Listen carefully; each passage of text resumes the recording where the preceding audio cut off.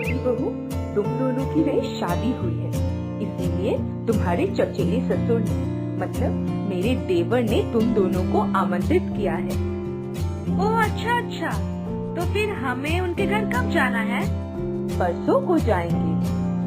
परंतु मम्मी जी, परसों को तो वो घर पे नहीं रहेंगे, इसलिए जा भी नहीं पाएंगे। अरे हाँ, उन बातों को लेकर तुम चिंता मत करो। मैंने उनसे कह दिया है कि मेरा बाबू नहीं आ पाएगा, इसीलिए सिर्फ तुम और मैं ही जाएंगे उनके घर। क्यों माँ जी, सिर्फ आप और मैं क्यों? बड़ी दीदी नहीं जाएंगी? मैं तो सोच रही थी मैं और बड़ी दीदी एक साथ जाएंगे। नहीं, उसको कहीं नहीं ले जा सकते। क्या तुमने उसकी शक्ल देखी है? देखने से ही मनहूस की छाया लगती है। ये सब आप क्या बोल रही हैं मम्मी जी? बड़ी दीदी का इतना सा प्यारा सा चेहरा आपको मनहूस लगता है? कैसे? अरे बाप रे, सिर्फ 2 दिन हुए हैं इस घर में आए हुए और अपनी बड़ी जेठानी के लिए इतना प्यार कि अपनी सासू माँ से जुबान लड़ा रही। ठीक है, मैं भी देखती हूँ कि अपनी बड़ी जेठानी के लिए इतना प्यार कितना दिन रहता है। क्या हुआ मम्मी जी? बड़ी दीदी को हम दोनों के साथ लेकर जाना ही पड़ेगा। और रही बात मनुष्यत की, ये सब फिजूल की बातें हैं। आज के जमाने में कोई इन चीजों को लेकर बातें नहीं करता और ना ही सोचता है, इसलिए अच्छा है कि आप भी ये सारी बातें भूल जाएं। छोटी बहू, तुम उम्र में छोटी हो और तुम्हारे हिसाब से तो सब नहीं चलेगा। अच्छा चलो, फिर भी अगर मैं तुम्हारी बात मान भी तो पूरा गांव थोड़ी ही ना मानेगा। मतलब माँ जी, आप ये क्या बोल रही है? मुझे कुछ समझ में नहीं आ रहा।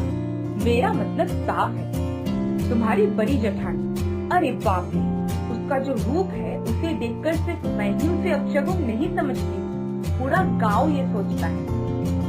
चलो, मैं तुम्हारी बात मान भी लूं, लेकिन तुम्हारी चचेरी सास उसे एक पल के लिए भी अपने घर घुसने नहीं देगी।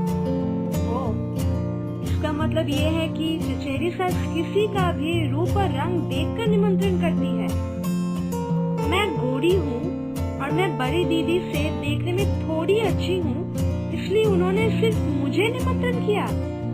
छी, इतनी छोटी सोच मैंने पहली बार देखा है। छोटी बहू, तुम्हें नहीं लग रहा कि तुम कुछ ज्यादा ही बोल रही हो? एकदम नहीं माँ जी, उनकी हिम्मत कैसे हुई ये कहने की, इस तरह से अपमान करने की। मैं उस घर में कभी अपने पाँव नहीं रखने वाली।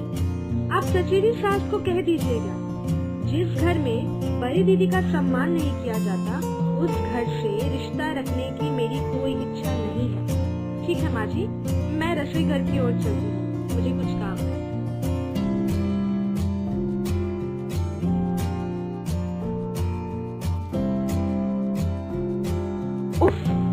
इस जीवन में ना जाने और क्या क्या देखना पड़ेगा।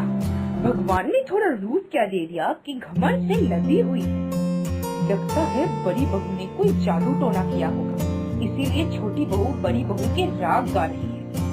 मुंह पर मना कर दिया? नहीं, इसके साथ सख्ती बरतनी पड़ेगी, नहीं तो सर पे चढ़ जाएगी ये।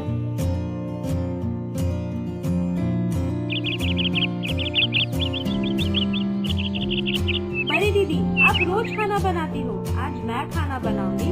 आप क्या मुझे घर के काम काज सीखने नहीं दोगी?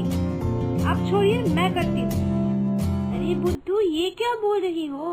इतनी गर्मी में खाना पकाने की आदत नहीं है तुम्हें। जाओ अपने कमरे में जाओ और आराम करो। इतनी गर्मी में रसोई में मत बैठो।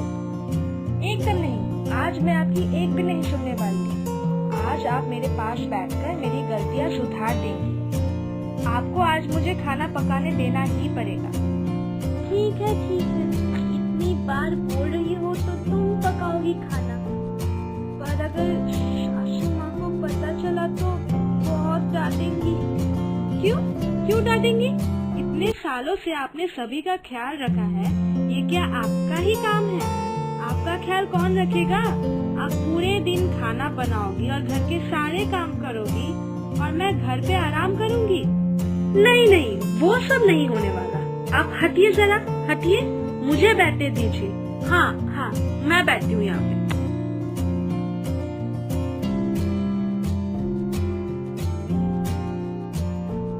क्या बात है छोटी बहू, तुम खाना क्यों बना रही हो? किसने कहा तुमसे खाना बनाने के लिए? बड़ी बहू ने। नहीं माँ जी, बड़ी दीदी ने नहीं। दीदी तो मुझे खाना पकाने ही नहीं दे रही थी, मैंने ही जोर जबरदस्ती किया है। अच्छा छोटी बहू, तुम क्या मेरी एक भी बात एक बार में समझ नहीं सकती हो? मैंने कहा ना तुमसे चूल्हे के सामने से उठने के लिए।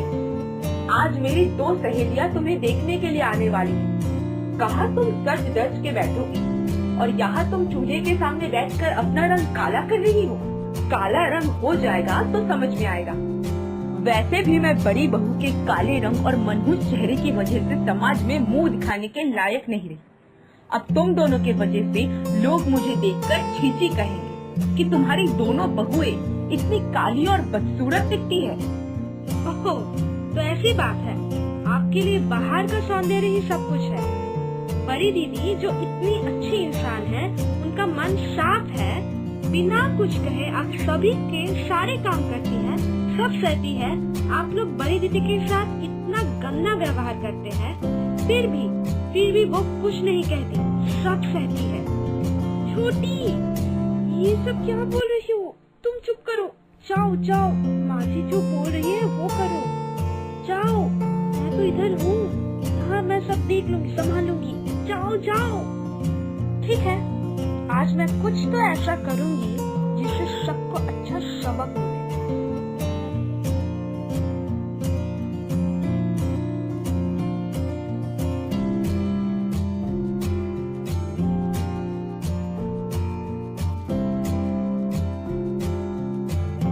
अरे दीदी छोटी बहू को बुला।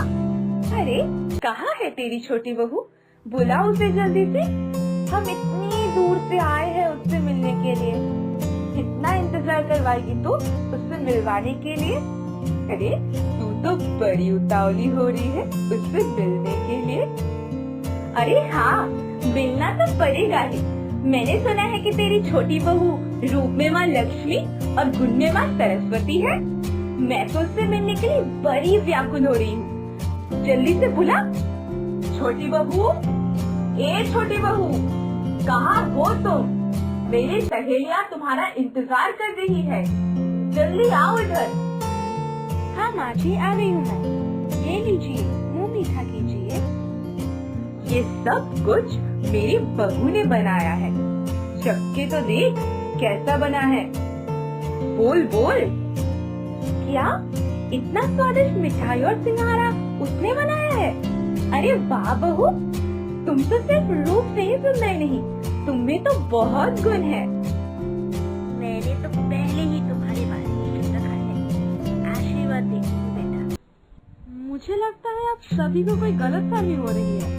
मैंने इसमें से एक भी पकवान अपने हाथों से नहीं बनाया है।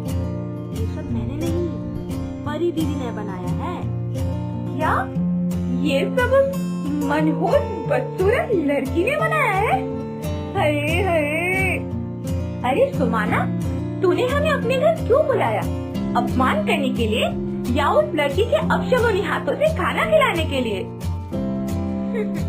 दीदी भाई बहुत खराब है दिखने में, है ना? मनोज है वो और आप बड़ी सुंदर है। आप तो बंदरिया के जैसी दिखती है, फिर तब कोई समस्या नहीं है। ए लड़की, तुम अपने आप को बहुत सुंदर समझती हो ना? थोड़ी अच्छी हो दिखने में तो हमें कुछ भी बोलती रहोगी। क्या करूं, जिसका जैसा किस्मत। मैं सुंदर हूँ दिखने में, इसलिए आप लोग मुझे सुंदरी बोलते हैं, और आप लोग बदसूरत है दिखने में, इसलिए मैं आप लोगों को बदसूरत बोलती हूँ, मनहूस बोलती हूँ।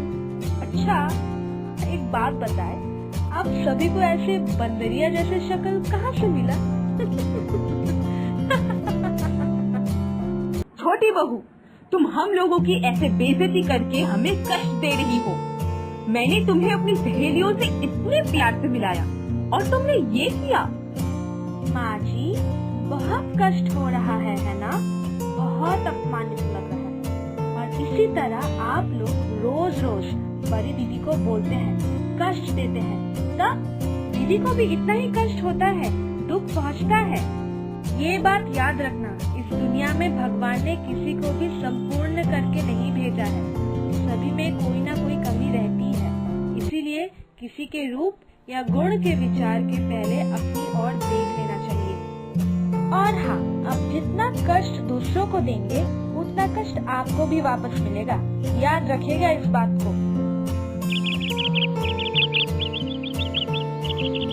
यह घटना के बाद माँ जी के व्यवहार में बहुत बड़ा बदलाव आया और वो अपनी बड़ी बहू को प्यार देती है। पर क्या हम लोगों में भी ऐसा बदलाव आया है या अभी भी हम लोग इंसान के रूप और रंग से विचार करते हैं? कमेंट